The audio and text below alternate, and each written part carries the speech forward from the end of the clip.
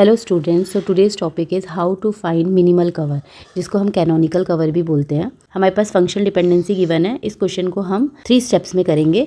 First step is convert RHS to single attributes. इसका मतलब क्या है? Make sure every functional dependency has only one attribute on RHS। RHS right hand side में। तो अभी हमें क्या चेक करना है? हमें देखना है कि RHS की वैल्यू सारी सिंगल है। देखो यहाँ पे हमने देखा सिंगल नहीं है, तो इसको हम सिंगल बनाते हैं। ठीक है, तो first step is single attributes होने चाहिए राइट हैंड साइड में। A डिटरमाइंस B, अभी यहाँ पे सिंगल वैल्यू है। ठीक है, C determines B, single value है। ठीक है, D determines, here you can see D determines A, B and C।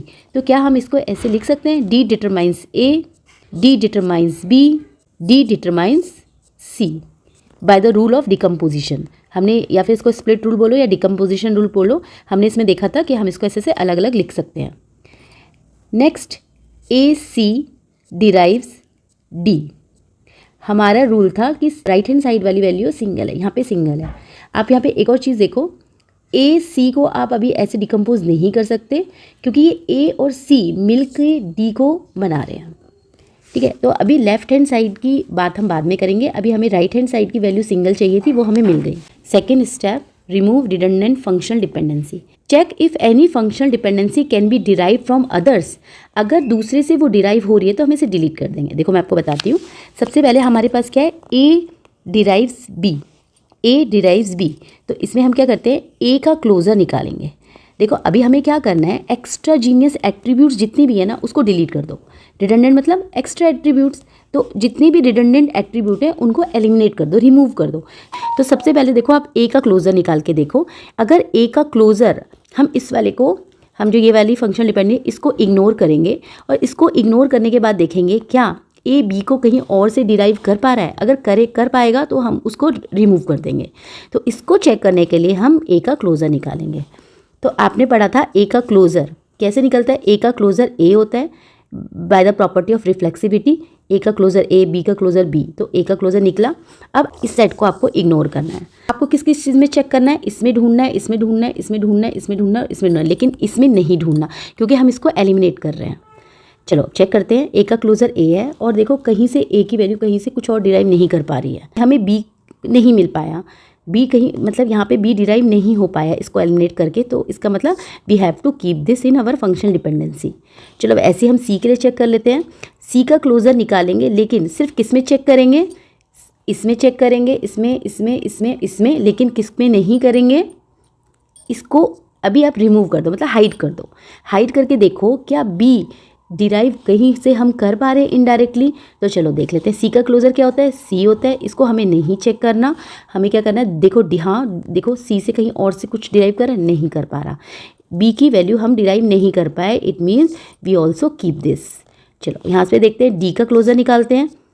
क्या हम इसको रिमूव कर सकते हैं? इसको चेक करने के लिए हमें क्लोजर निकालना पड़ेगा D का, लेकिन किसको हाइड करना पड़ेगा? इस वाले को हाइड करके दूसरी जगह से हम देखते हैं कि क्या A डिराइव हो पा रहा है। तो चलो इसको छोड़कर हम देखते हैं यहाँ पे D ने B को डिराइव, D से पहले D डिराइव हुआ, फिर D से कौन डिराइव हुआ? B डिराइव हुआ, फिर आपने देखा D से C भी डिराइव हुआ। B से क्या डिराइव हो रहा है? आप यहाँ से B से चेक कर सकते हो, B से कुछ डिराइव नहीं हो सकता। C से क्या डिराइव हो रहा है? कुछ नहीं हो रहा। लेकिन देखो हमें क्या चाहिए था? A चाहिए था, लेकिन हम A डिराइव नहीं कर पाए यहाँ पे। इट मीन्स हमें इसे भी अपनी फंक्शनल डिपेंडेंसी में रखना पड़ेगा।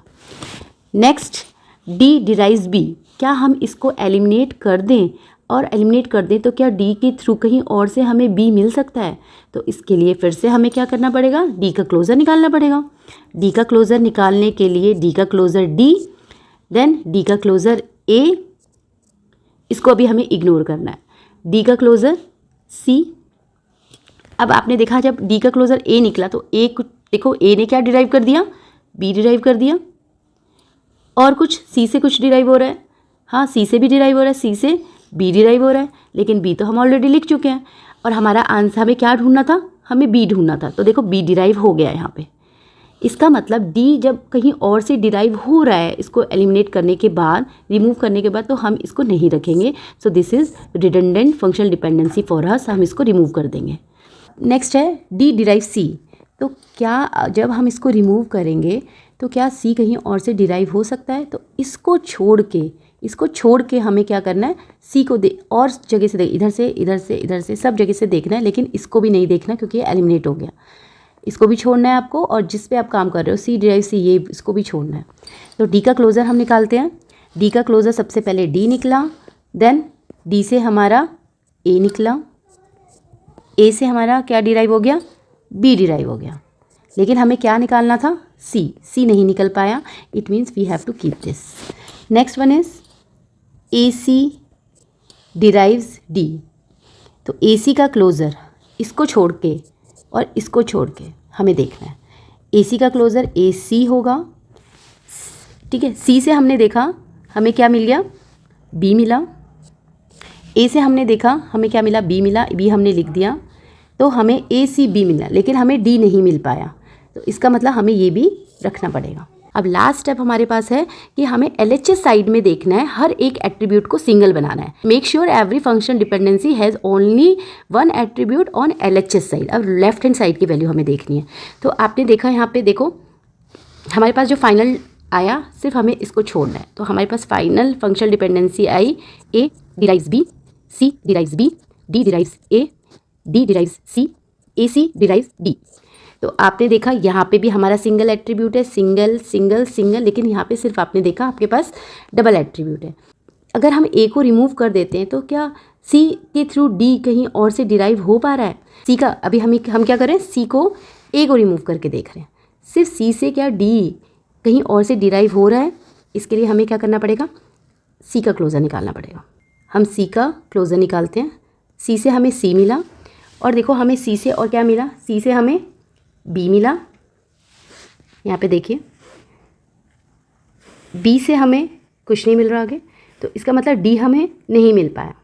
तो इसका मतलब सी को हम रिमूव नहीं कर सकते। अब हम क्या करते हैं, इसका मतलब क्या, हमें सी अकेला डी को डिराइव नहीं कर पा रहा। अब क्या करते हैं, सी को रिमूव करके देखते हैं, और ए का क्लोज़र, क्या ए अकेला डी को डिराइव कर सकता है कहीं और से? तो उसके लिए हम क्या करते हैं, ए का क्लोज़र निकालते हैं।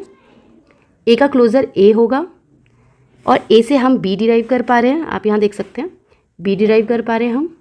बी से हमें कुछ नहीं मिल रहा, तो हमें देखो डी नहीं मिल पाया। It means we have to keep this. तो we have our final functional dependency is A derives B, C derives B, D derives A, D derives C, and AC derives D. This is the final answer. I hope you understood this. Thank you.